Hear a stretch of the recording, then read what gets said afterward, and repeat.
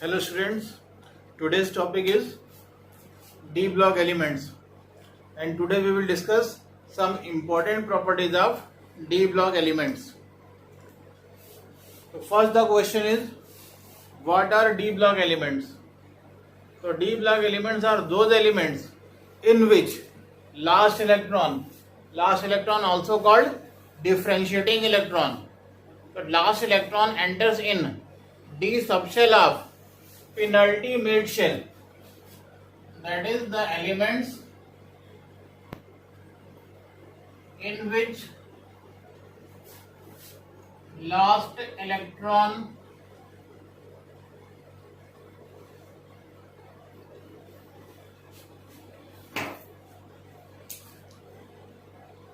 enters in the subshell of last but one shell. What do you mean by last but one shell? That is the second last shell or second last shell, or also called penalty made shell.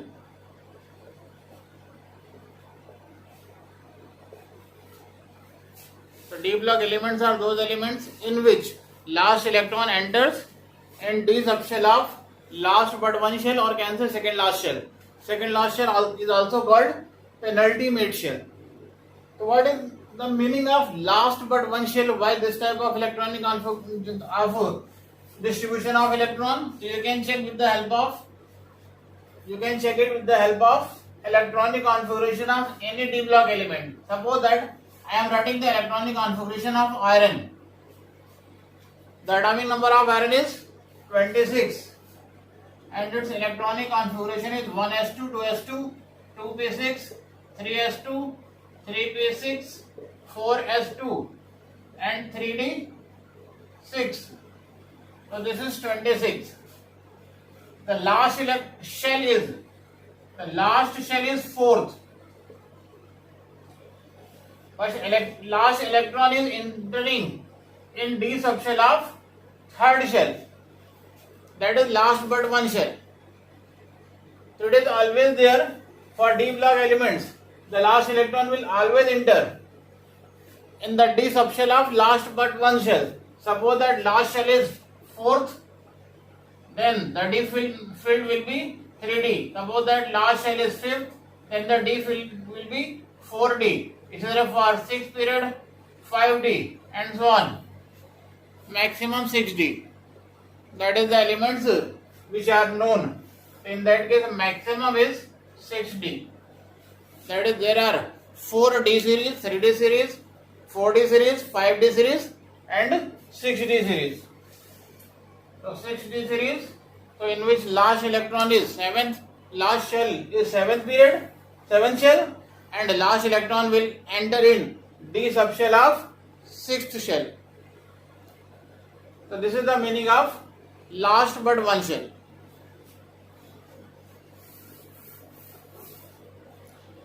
D block elements are also called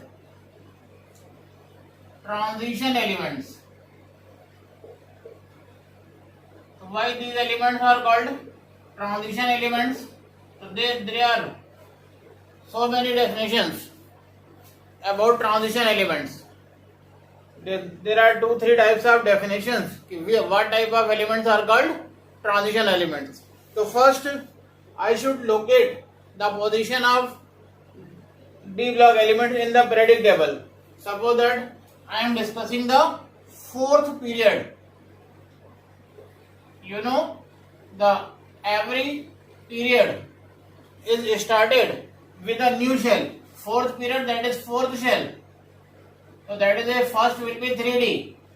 And you know, first and second shell, they do not contain D orbital. So that is a first D. Subshell will be present in third shell. And that is why the first transition series will be in their fourth period.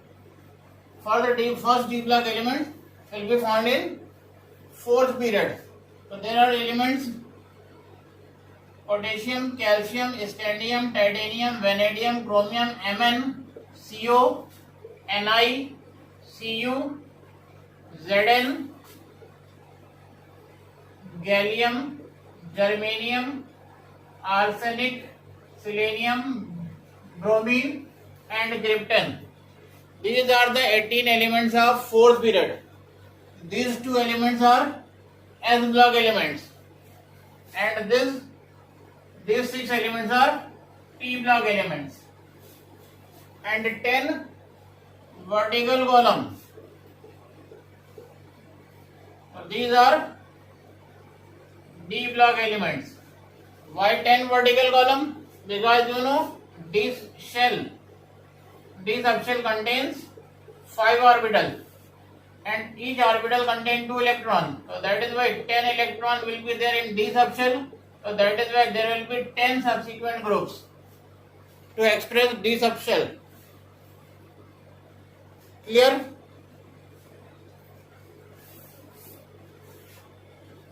So then actually the properties are transition from S block to the P block elements with the help of D block elements. That is, D block elements show the transition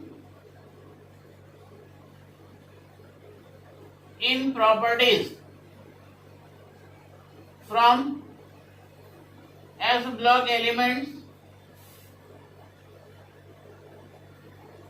to P block elements.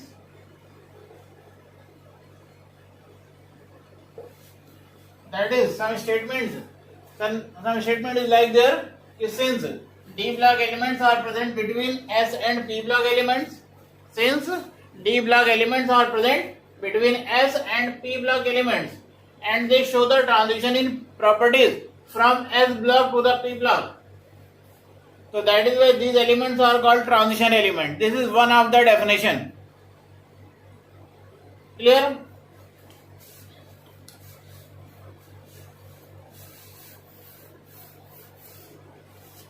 This is the configuration of iron. I am just arranging the subshell according to shell. So this is 3d6 and 4s2.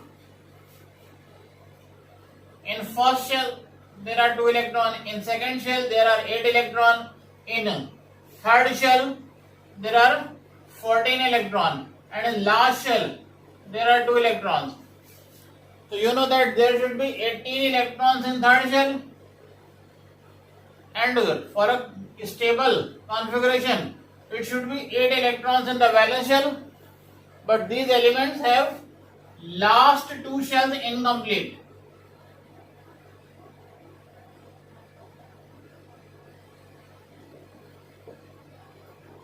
These elements have last 2 shells incomplete. So that is why they are called transition element. So this is the second definition for transition element. Those elements which are having last 2 shells incomplete are called transition elements. So it is applicable from scandium to Ni, but not follow in copper and zinc. Just checking the electronic configuration of copper and zinc. So for copper it is 1s2, 2s2, 2p6, 3s2, 3p6, 4s1, 3d10. This is an exceptional case in which one electron jumps from 4s to 3d. That is the topic of first year atomic structure. And the second is zinc, 1s2, 2s2, 2p6, 3s2, 3p6, 3d10 and 4s2. Atomic number of copper is 29 and that of zinc is 30. In first shell 2 electrons, second shell 8 electron, third shell 18 electron. So only one shell is complete. And similarly 2, 8, 18 and 2. Here 1. So both elements have only 2 shells incomplete. Only one shell, last shell incomplete. Rest are filled. So these should not be considered as transition element. These elements are not supposed to be called as transition element. But copper and its family, that is copper, silver and gold, these elements are considered as transition elements.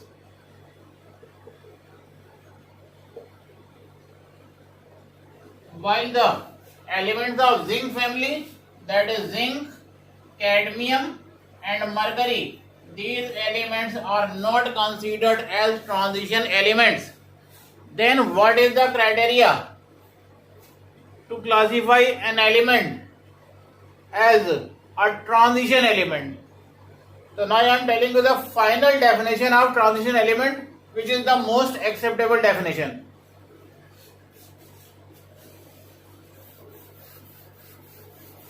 So this is the fact that deep transition elements are only d block elements, but it is also fact that all d block elements are not transition elements. So what type of d block elements should be transition elements? The definition is those d block elements which have incompletely filled d subshell or partially filled d subshell. What do you mean by partially filled d subshell? You know, the maximum number of electrons in d subshell is 10. If less than 10 electrons, that is it may from 1 to 9. If these electrons are present in d subshell, that is from d1 to d9, either in elemental state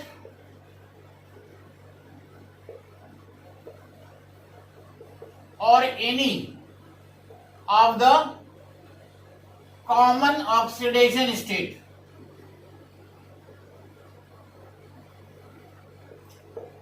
So such elements are called transition elements.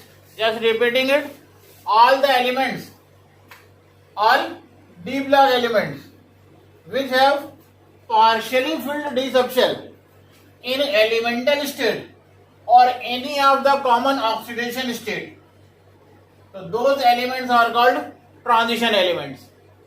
And the elements in which d subshell is completely filled, that is d subshell is not partially filled, neither in elemental state nor in any oxidation state, so those elements will not be considered as transition element. So from scandium to nickel, it is 3d1 to 3d8. That is, from scandium to nickel, the d subshell is partially filled. You can check. Suppose that nickel 3d8, 3d 1, 2, 3, 4, 5, 6, 7, 8. 2 unpaired electrons are there, so it is partially filled, not completely filled. So that is why there is no any doubt to consider these elements as transition elements. That is, they are always considered, it is confirmed that from scandium to nickel, they are always considered as transition element. So only two series is there, that is 2 group elements are there. One is 11th group, that is copper, silver and gold, and 12th group, that is zinc, cadmium and mercury. So you can check their electronic configuration. In case of copper, 1s2, 2s2, 2p6, 3s2, 3p6, 4s1, 3d10. This is the electronic configuration of copper. And in +2 oxidation state, that is Cu++. So now 2 electrons are supposed to be removed. So first electron will be removed from 4s and 1 from 3d. So now the remaining is 1s2, 2s2, 2p6, 3s2, 3p6 and 3d9. So 9, that is 1 unpaired electron. So d subshell is not completely filled, it is partially filled. So that is why in elemental state copper is not having what? Partially filled d subshell, but in +2 oxidation state it is having the same. So that is why copper family is considered as transition element. But in case of zinc, the last configuration is 3d10 4s2, and zinc always show +2 oxidation state. So 4s will be removed. So again 3d10. So all electrons are paired and d subshell is completely filled. So that is why the elements of zinc family are not considered a transition element. Why? Because neither they have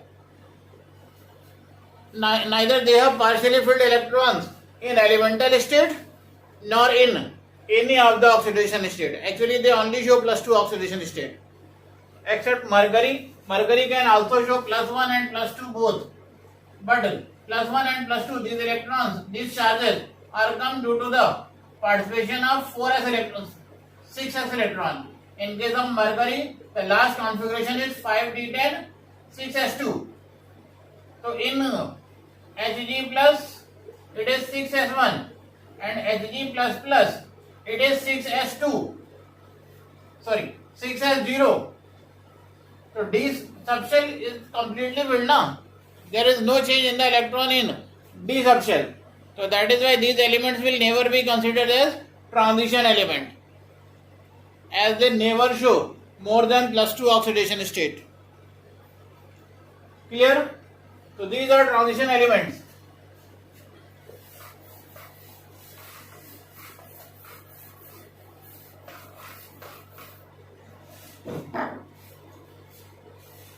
There are 4 transition series.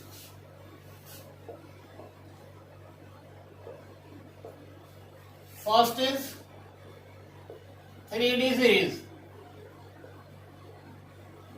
It is found in 4th period. It starts from scandium to zinc. That is from 21 to 30. 10 elements are there. In all 3D series, all transition series, there are 10 elements. Second, 4D series. It is present in 5th period and starts from yttrium 39 to cadmium 48. Then third is 5D series. Definitely will be present in 6th period. So just check the position of 5D series. In first period, the elements are hydrogen, lithium, sodium, potassium, rubidium, cesium and francium. These are the elements of first period. And beryllium, magnesium, calcium, strontium, barium and radium. These are the elements of second period. Now in third period, the transition series is starting from third group. The transition series is starting from 4th period. The first element here is scandium, here it is yttrium, then here it is lanthanum, and here it is actinium. So when you see these elements in the periodic table, you will see a star given on these elements. Why it is so? Because after lanthanum, there are 14 F block elements. That is from atomic number 58 to 71. So these elements are called lanthanoids. So that is why after lanthanum, that series is broken due to the presence of 14 lanthanides. So the atomic number of lanthanum is 57, and after that the series is broken. Then it is started from 58 to 71. These are lanthanides. Then 72 it is of hafnium to Hg. That is 80. Similarly, 6D series. So in C3 series, it will be present in 7th period. The first element is actinium, and after that series is again broken due to the presence of actinides, that is elements from atomic number 90 to 103, and then from 104 to 112, that is lawrencium to UUB. This is the 6D series. So there are 4 transition series, in which 2 series are continuous and 2 series are broken due to the presence of lanthanoid, and these elements are called actinoids. You can check in the periodic table easily.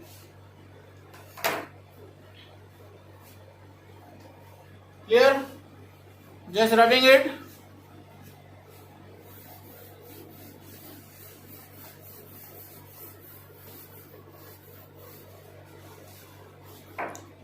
Now the electronic configuration.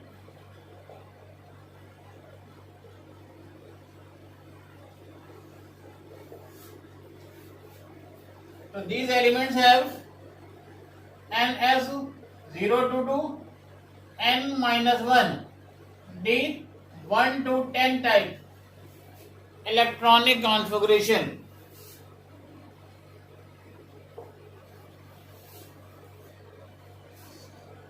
Scandium, titanium, vanadium, chromium, Mn, Fe, Co, Ni, Cu and Zn. Its configuration is 3d1 4s2, it's 3d2 4s2, it's 3d3 4s2, it's 3d5 4s1. This is an exception. 3d5 4s2, 3d6 4s2, 3d7 4s2, 3d8 4s2, then again 3d10 4s1 and 3d10 4s2. This is the general, this is the electronic configuration of all the elements of 3D series, that is first transition series. Clear beta? So here, and that is in group 6 and in group 11. So there are exceptions. So these exceptions you have to learn.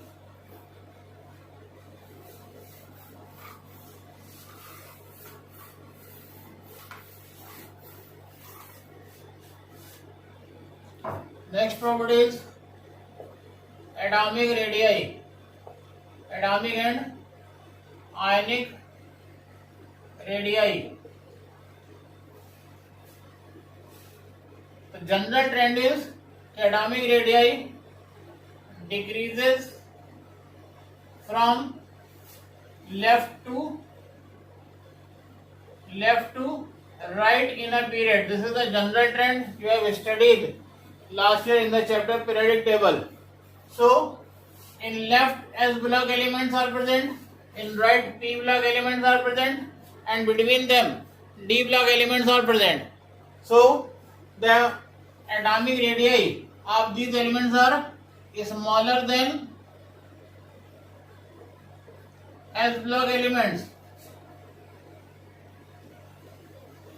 but larger than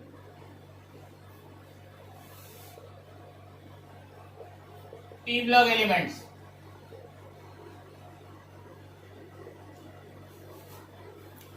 In a series, suppose that scandium, titanium, vanadium, chromium, Mn, Fe, Co, Ni, Cu, Zn. The atomic radii depends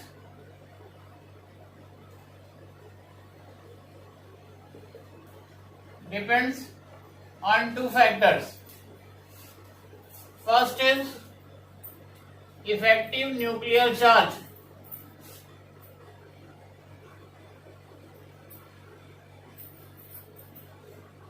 also called ZEF, Z effect. And second, shielding of intervening electrons.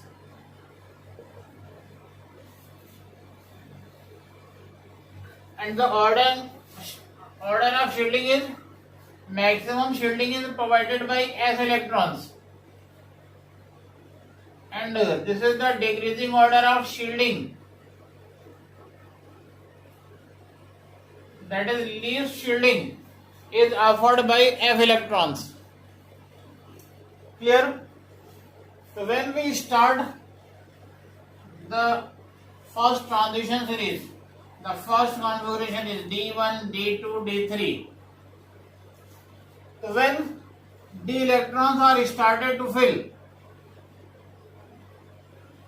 protons are also filled in the nucleus. Same number of protons are also filled in the nucleus.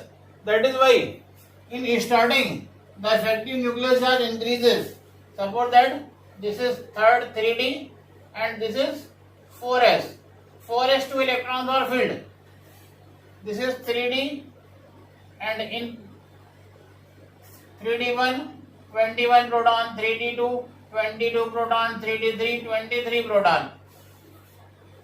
Then starting with the increase in number of protons in the nucleus, effective nuclear charge increases on the electrons. So that is why in starting atomic radii decreases. So here in this size decreases. Why? Because effective nuclear charge, that is ZEF, is more effective than shielding. When electrons are less in the d subshell in starting, then shielding is less. When some more electrons are filled, shielding also increases. That is in the middle. In the middle, shielding cancel effective nuclear charge. That is in this area, shielding is near about equal to ZEF. So that is why neither attraction nor repulsion. So that is why here atomic size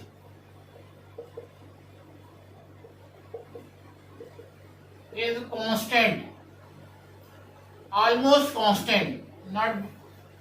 It is not necessary that it is all equal, but near about almost equal. Suppose that one is 155 picometer, so second is 158 picometer. Let us suppose that 155 and second 210. So this is the greater difference, but these are almost same. So that is why this type of similarity will be shown in the atomic size of these elements. And then the last, size suddenly increases. Why size increases? You know, in case of copper and zinc, d subshell is completely filled, that is having all electrons paired. So due to paired electrons, there is electron repulsion in copper and zinc, so which results in the increase in size. Due to the electron repulsion, the size suddenly increases in the right, that is in copper and zinc. So in starting, the size decreases because in starting the effective nuclear charge is greater. In the middle, shielding just cancels the effective nuclear charge, and that is why size becomes constant. And in the right, since in copper and zinc the d subshell is completely filled, that is all electrons are paired, so there is electron repulsion, and due to which the size suddenly increases. So this is the gradation in the size in a period, in a series. So this is left to right. Now what will be the change when we go from top to bottom? So let also check.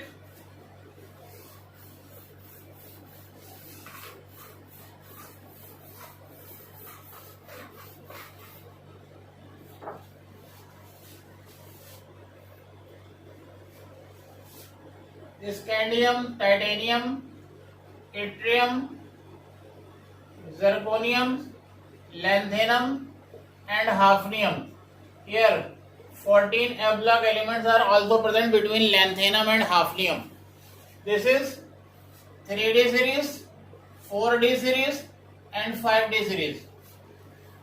So when we go from 3D to 4D, we observe an appropriate increase in size. Clear? That is when we go from the elements of 3D series to 4D series. That is from scandium to yttrium or titanium to zirconium or copper to silver. There is an appropriate increase in the size. That increase is clearly observed. But when we go from 4D to 5D, the size almost same. There is no such increase in the size of elements of, there is no any greater difference in the size of the elements of 4D series and 5D series. And that is why it is the question which is frequently asked in the board examination. First question is that why the size of elements of 4D series and 5D series is almost same or comparable. And second question, which has many times been asked in the board examination, why the atomic size of zirconium and hafnium is comparable. Many times this question has been asked in the board examination. This question. So this is due to these 14 elements which are F block elements. When we start from lanthanum, that is lanthanum, the last configuration is 6s2 and 5d1.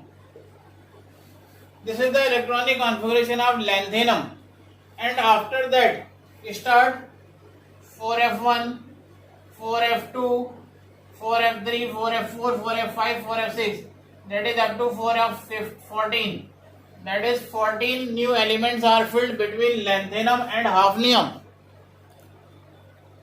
and that is why 14 protons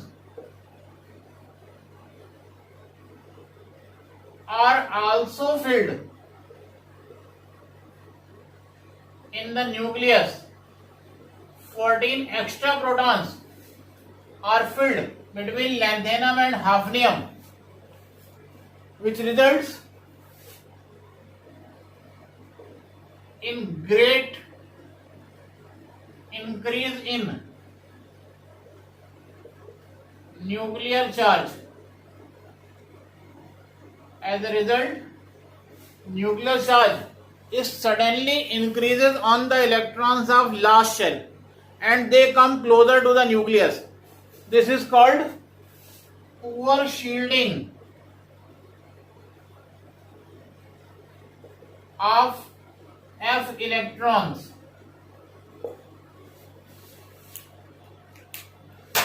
And these F elements are called lanthanides, or also called due to lanthanoid contraction.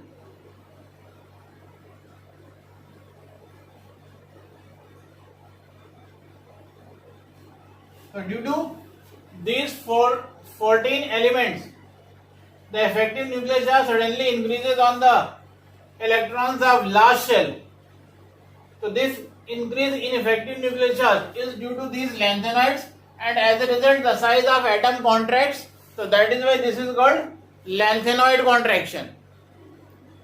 So due to this lanthanoid contraction, the size of hafnium just contracts and it becomes almost equal to the zirconium.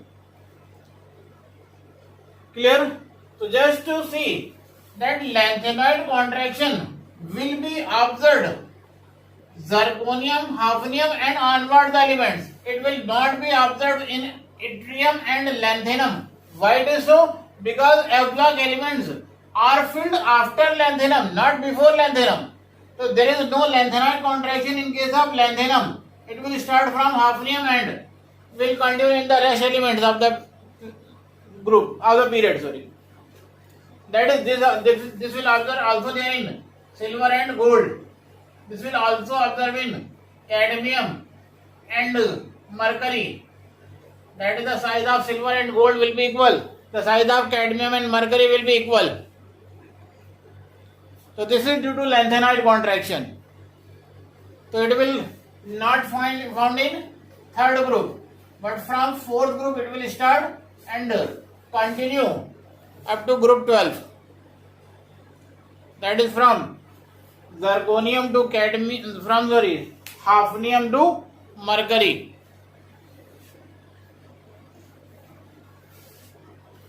I think I should rub it.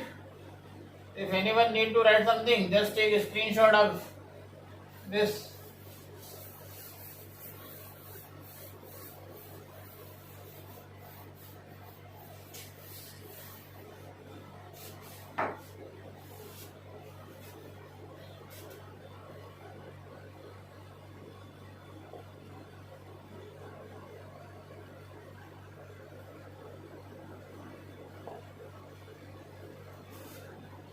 Ionization enthalpy.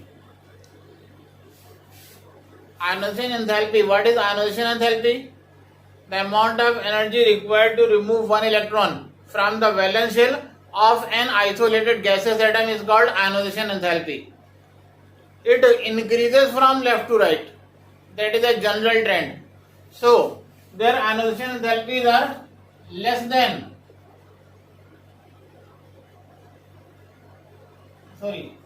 more than S block elements and less than P block elements.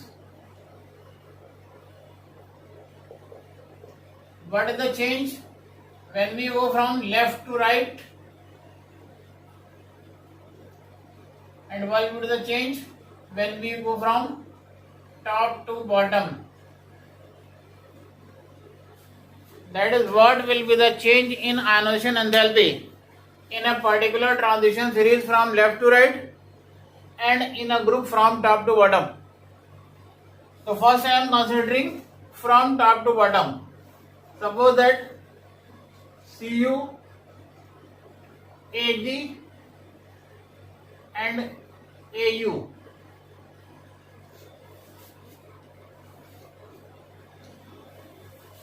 The ionization enthalpy is directly proportional to, it depends on size, that is 1 upon size, and proportional to nuclear charge.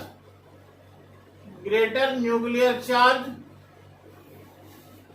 greater ionization enthalpy, greater atomic size, lower ionization enthalpy.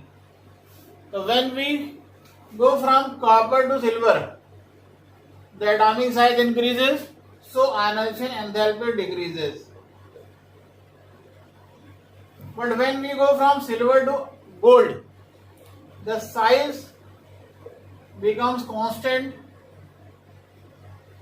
So now what about ionization enthalpy? So it should be also same almost, but just see, it also depends on nuclear charge, and out of silver and gold, which has larger number of proton, so definitely gold has. So that is nuclear charge is greater in gold and size are almost equal. So that is why gold has high value of ionization enthalpy than silver. So it should be decreased from top to bottom, but from silver to gold, from copper to silver it decreases, and from silver to gold it suddenly increases because size almost constant. So gold has higher number of protons in the nucleus, that is higher nuclear charge. Actually, due to high nuclear charge, the ionization enthalpy increases in so extent so that the ionization enthalpy of gold is become more than silver as well as copper also. That is, the order will be this now. Least is silver, then copper, and then gold. And similarly in zinc family, the least is cadmium, then zinc, and maximum of mercury. So only these two you have to learn. These two are important. That is when what is the change in ionization enthalpy when we move from top to bottom in a group. Now what about variation in a series?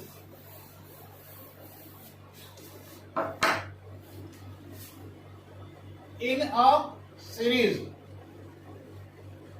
it should be decreased. The general trend, it is a general trend now, it decreases from, it is a general trend, it decreases, increases from left to right. So in a series it should be increased. But actually there is no general trend, but it depends on stability of electronic configuration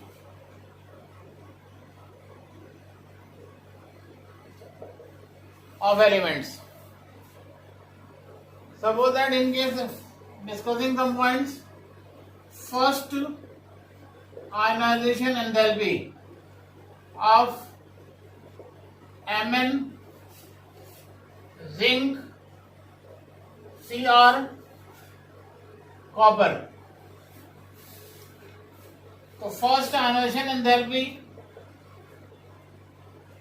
of Cr and Cu are comparatively low. Why low? So it depends on their electronic configuration. The electronic configuration of chromium is 24, 1s2, 2s2, 2p6, 3s2, 3p6, 4s1, 3d5.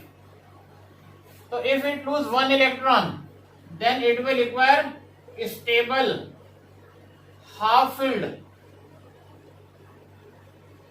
d subshell. After losing one electron, the chromium will acquire a stable half-filled d subshell. So everyone just want stability. So that is why to attain stability, it will easily lose one electron. So that is why its first ionization enthalpy is low. Similarly, in case of copper, it is 29, 1s2, 2s2, 2p6, 3s2, 3p6, 4s1, 3d10. If it loses one electron, then it has a stable, completely filled d subshell.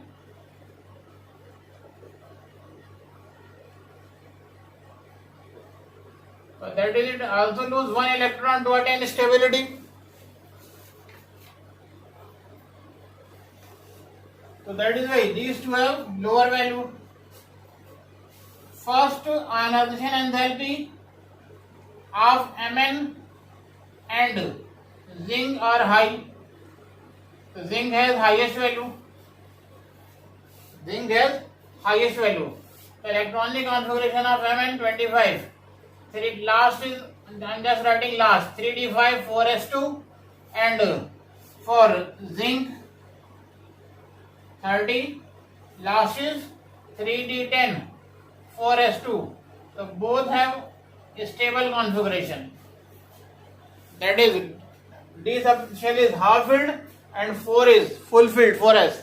D subshell is completely filled and 4 is also completely filled. So both will not ready to lose electron. So that is a more amount of energy required. So on the basis of stable configuration, so their ionization enthalpy will show variation, that is, it will show anomalous behavior. So that is why there is no regular trend. Similarly, suppose that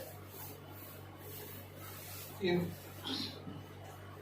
second ionization enthalpy of Cr is much higher than chromium, it can also be explained on the basis of then Mn.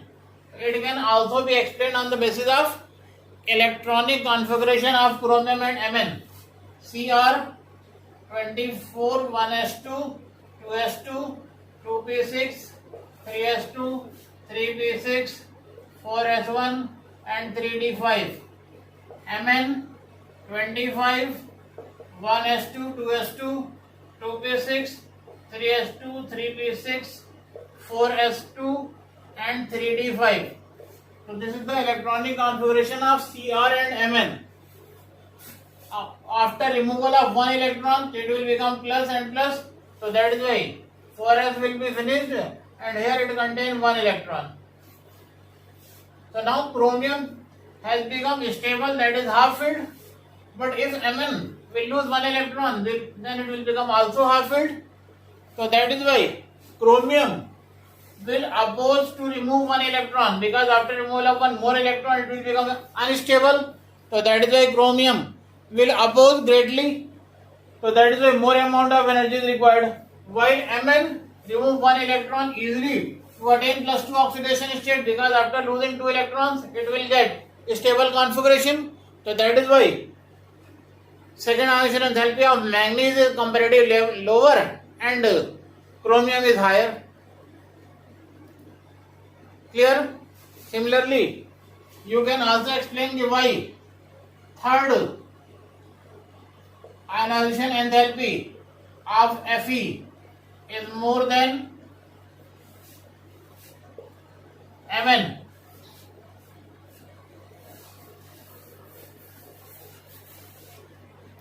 So in +2 oxidation state, Mn have 3d5 configuration, and in +2 oxidation state, Fe have 3d6. That is, it is stable and it is unstable, neither half filled nor full filled. So that is why Fe2 plus have tendency to lose one electron to attain stability. So that is why it will easily lose third electron. So that is why ionization enthalpy of Fe will be less. On the other hand, manganese is now very stable, so it will oppose for the removal of third electron. So that is why higher amount of energy is required. So that is why third ionization enthalpy of Mn is higher than iron. Sorry. The question is of Mn is more than Fe. Clear, beta?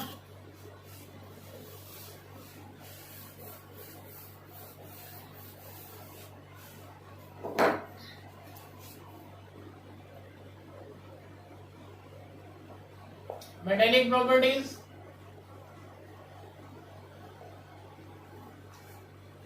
All D block elements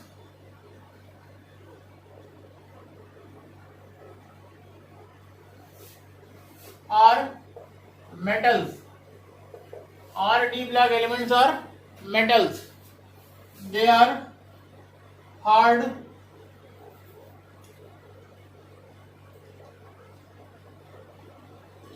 high melting point and boiling point, malleable, ductile, as well as conductor of heat and electricity. All are good metals, but they are less reactive. much less reactive than S block metals.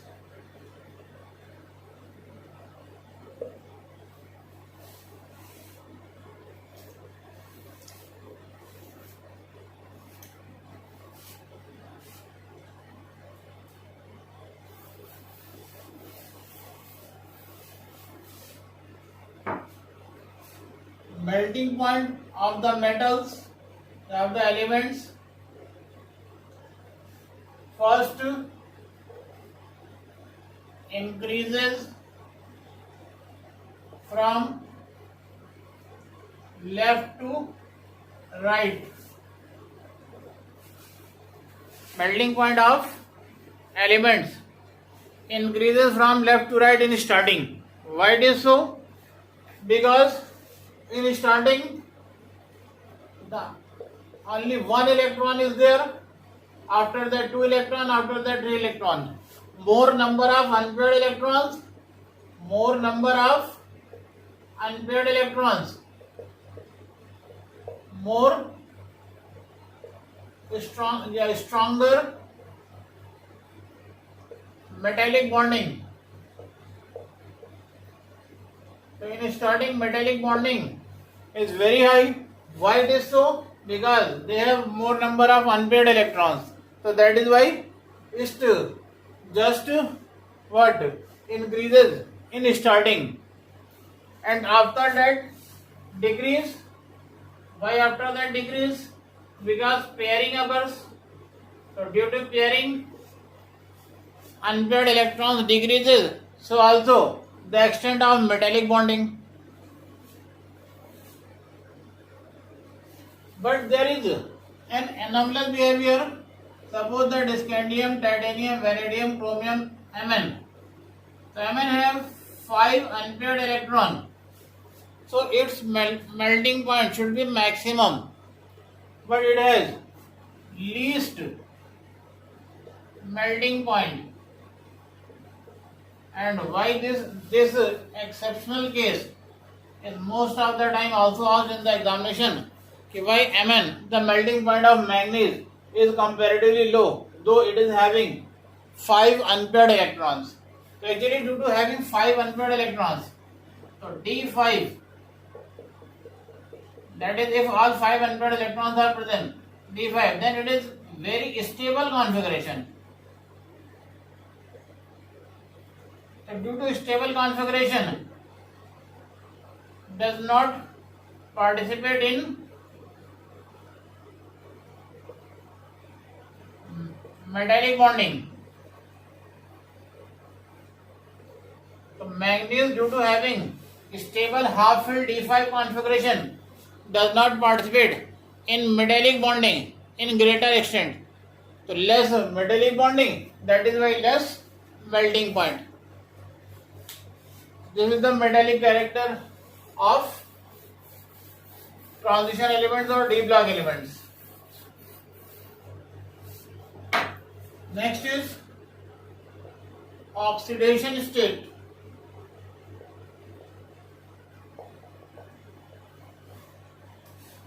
So these elements show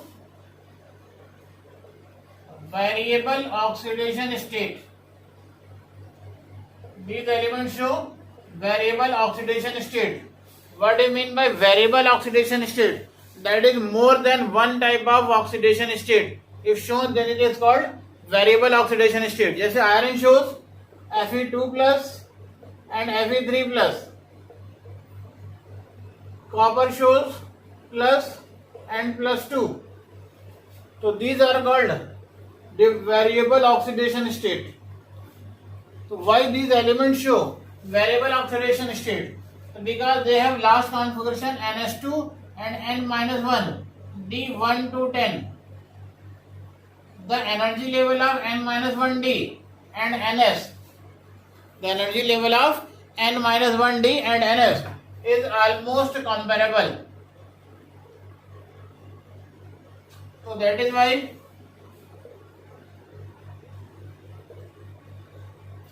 electrons of Ns and N minus 1D both participate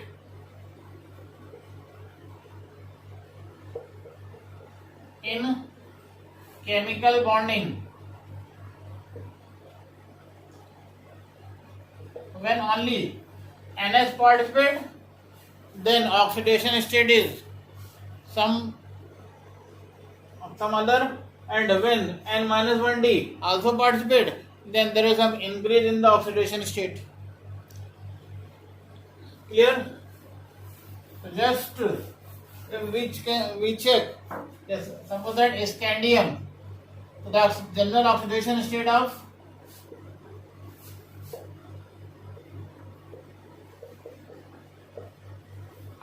scandium is +3. Scandium does not show what? Variable oxidation state, and this is the transition element. So in board question, which transition element does not show variable oxidation state? The answer is scandium. Why it is so? The last configuration of scandium is 3D1 4s2, and before this it is having 3s2 3p6, that is inert gas configuration of argon. So that is why it readily lose all 3 electrons to attain stable configuration of argon. So that is why it always show +3 oxidation state. Clear? Titanium, vanadium. Titanium can show +2 and +4. Vanadium +2, +3, +4, +5. Chromium +3, +6. These are the main oxidation state.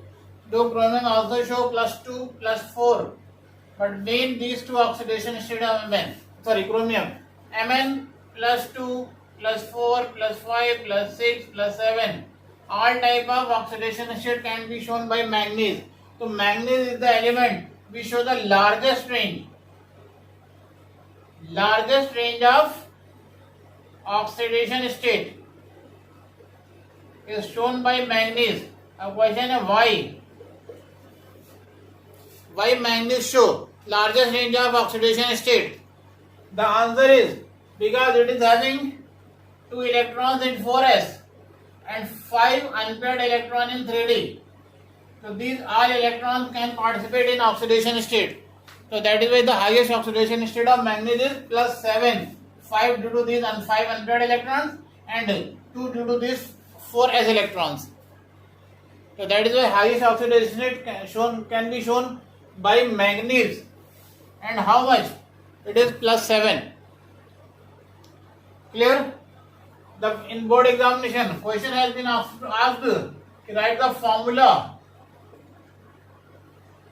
of an oxoanion of transition element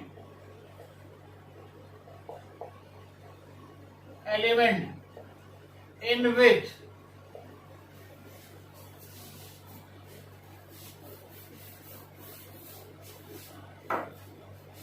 first is oxidation state of metal is +6. Oxidation state of metal is +7. This is the second question. And third, the oxidation state of metal equal to its group. So the answer of first question is Cr2O7 minus. Chromium is showing +2 or +6 oxidation state. CrO4 minus. Chromium +6 and MnO4 minus. Again Mn +6. So in these 3 oxyanions, the oxidation state of central atom is +6 and MnO4 minus. In its oxidation state of central atom is +7. So this is the answer of first question. This is the answer of second question. And what about third question? So it is CrO4 minus and MnO4 minus. In CrO4 minus minus, the oxidation state of chromium is +6 and group is also 6. In MnO4 minus, the oxidation state of Mn is +7 and its group is also 7. So in these two oxyanions, the oxidation state of central atom is equal to the group, respective group of those elements also.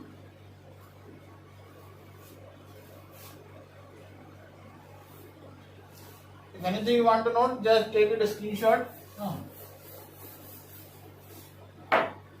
Chromium, then Mn, Co, Ni, Cu, Zn. So about this I have told you. Cobalt +2 +3, Ni +2, copper +1 +2, and zinc always +2.